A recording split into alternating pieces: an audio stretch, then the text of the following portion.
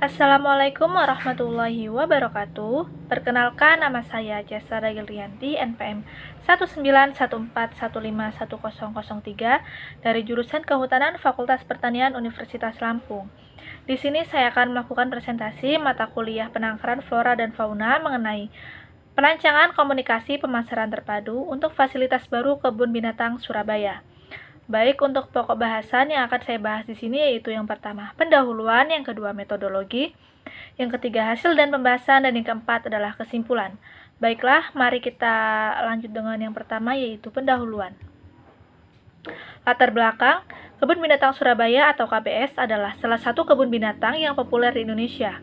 Beberapa tahun yang lalu, KBS juga sempat menjadi salah satu kebun binatang dengan koleksi satwa terlengkap se-Asia Tenggara. Namun pada saat ini kondisi KBS sudah sangat berbeda. Menyusul berbagai macam permasalahan yang terjadi di KBS, diantaranya yaitu kematian satwa langka yang terus terjadi, konflik internal KBS yang berkepanjangan.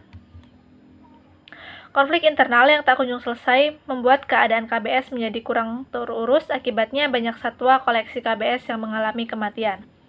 Hewan-hewan yang mati adalah satwa langka dan dilindungi, seperti komodo, jalak Bali, babi rusa dari berbagai daerah, dan ular.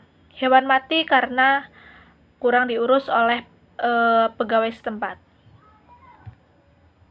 Untuk memperbaiki KBS, maka juga diperlukan pula sebuah image serta post monitoring yang tepat agar dapat memberikan dampak yang baik bagi konsumen atau pengunjung KBS untuk mendapatkan respon kembali terhadap KBS dan juga mengembalikan kualitas pengunjung terhadap KBS.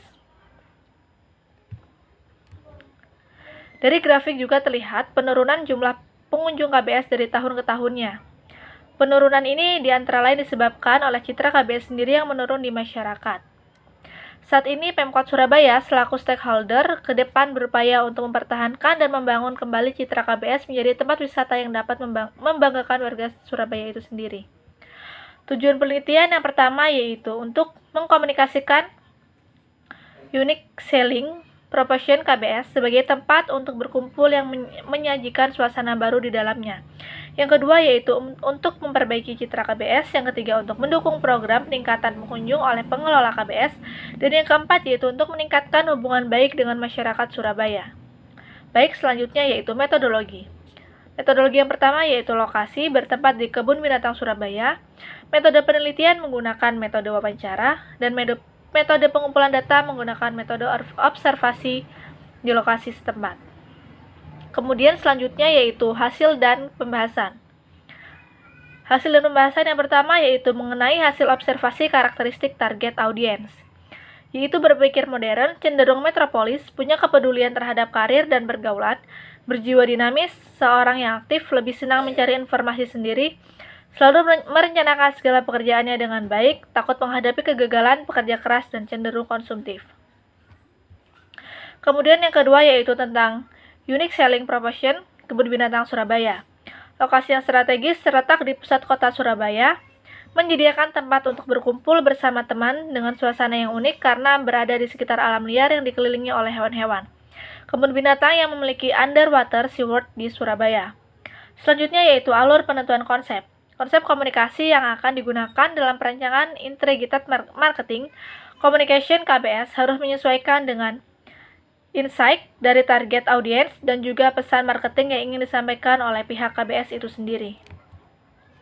Selanjutnya pesan komunikasi. Tagline yang akan digunakan adalah The Point of Natural Reference. Tagline sesuai dengan konsep keyword Natural Refreshing Place yang mengajak target audiens untuk datang ke Kebun Binatang Surabaya untuk melepaskan kepenatan setelah lelah bekerja dengan suasana yang berbeda dibandingkan dengan kafe-kafe pada umumnya di Surabaya.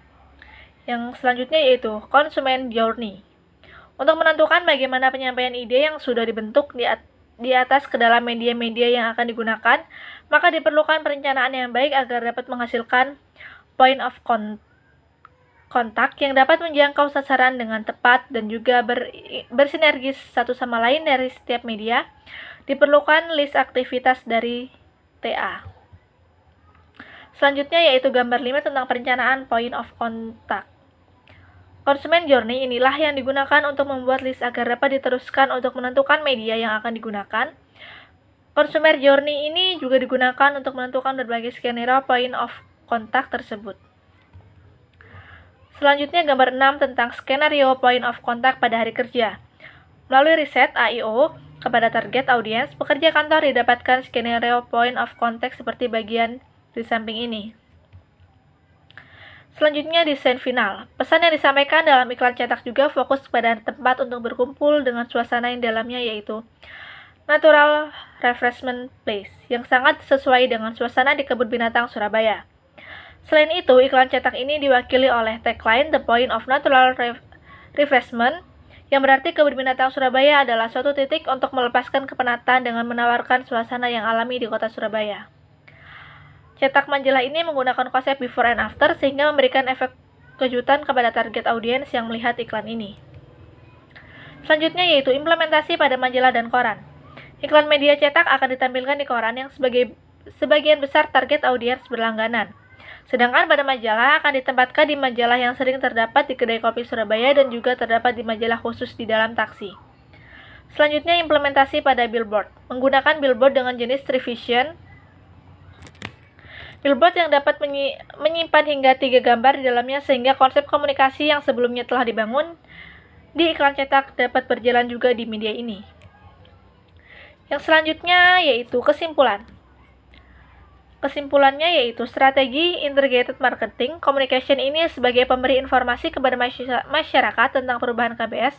Selain itu, KBS sendiri juga berusaha untuk menumbuhkan kembali awareness masyarakat terhadap KBS. Kemudian melalui hasil riset kepada stakeholder KBS didapatkan perluasan target audiens yang semula fokus kepada anak-anak pada saat ini menyasar kepada para pekerja kantor dengan usia 25-35 tahun. Kemudian ini merupakan daftar pustaka yang saya gunakan. Mungkin sekian presentasi yang dapat saya sampaikan. Mohon maaf apabila terdapat kata-kata yang kurang berkenan atau kata-kata yang kurang mudah untuk dipahami. Saya ucapkan terima kasih. Wassalamualaikum warahmatullahi wabarakatuh.